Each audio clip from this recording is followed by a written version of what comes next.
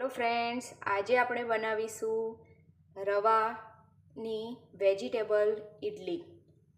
એના માટે મેં 2 વાટકીના માપથી રવો લીધો છે, જે ઝીણો આવે છે તે 2 વાટકી ભરીને રવો, એમાં અડધી વાટકી ખાટું દહીં લીધું છે,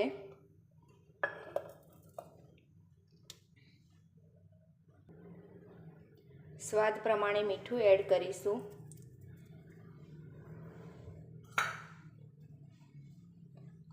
હવે બધી વસ્તુને મિક્સ કરી લઈએ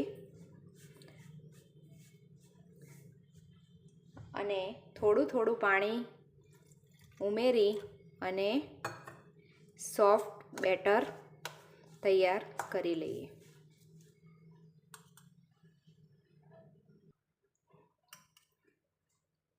આ બેટરને બનાવવા માટે મને 1 ગ્લાસ અને 1 અડધું ગ્લાસ એટલા પાણીની મને જરૂર પડી છે।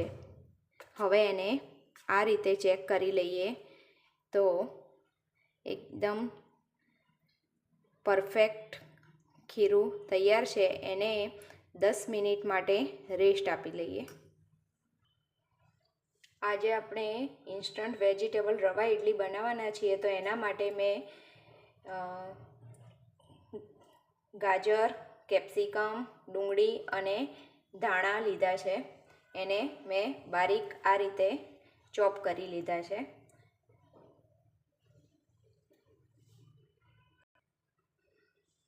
હવે 10 મિનિટ થઈ ગઈ છે, તો એને બેટરને ચેક કરી લઈએ।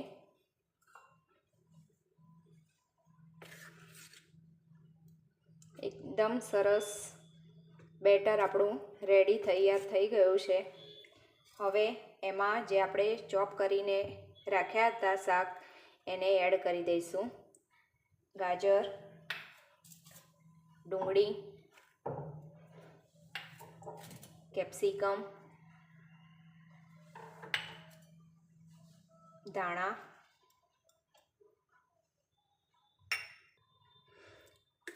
હવે બધી વસ્તુને મિક્સ કરી લઈએ।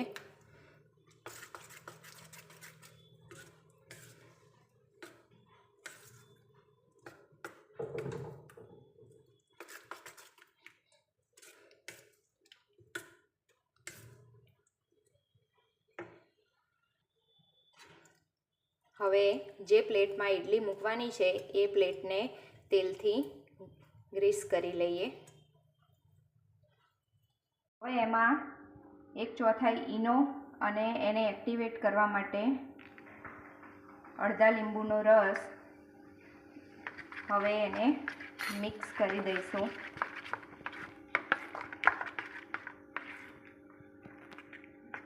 મેં ગરમ કરવા માટે મૂકી દીધું છે અને સ્ટેન્ડમાં ઇડલી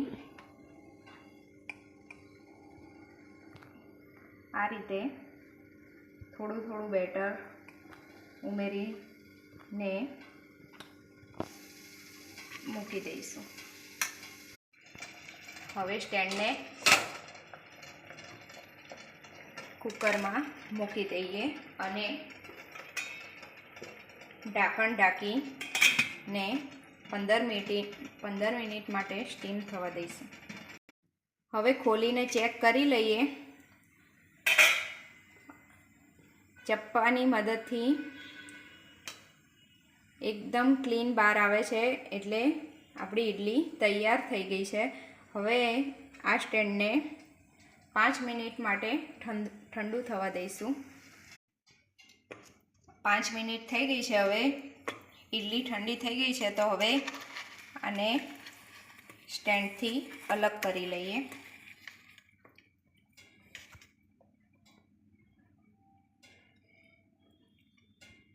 સરસ મજાની ઇન્સ્ટન્ટ વેજીટેબલ રવા ઇડલી તૈયાર થઈ ગઈ છે। એને સંભાર અને કોપરાની ચટણી સાથે સર્વ કરી લઈએ।